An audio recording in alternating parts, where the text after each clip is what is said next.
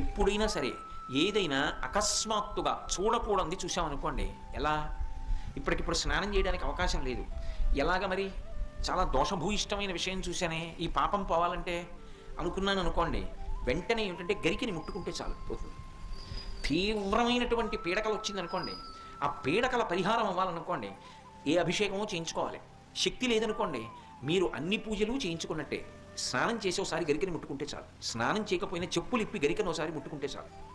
అందుకే శతమూలా శతాంకురా సర్వగం హరతు మే పాపం దుర్వాదు స్వప్ననాశిని. ఓ శతమూలా శతాంకురా, నువ్వు అనేకమైన వేర్లతో ముందుకెడుతుంటావు, అటువంటి అంకురా నిన్ను ముట్టుకుంటున్నాను. దీనివల్ల ఏమవుతోంది? సర్వగం హరతు మే పాపం, నా పాపములన్నీ పోతున్నాయి. దుస్వప్ననాశిని, దుస్వప్నములు పీడకల యొక్క ఫలితము పోతోంది. అటువంటి గరిక విఘ్నేశ్వరుడి పాదముల మీద వేసి తీసి కళ్ళకద్దుకుని తల మీద పెట్టుకున్నారనుకోండి, విఘ్నములన్నింటినీ కూడా తీసేస్తాడు.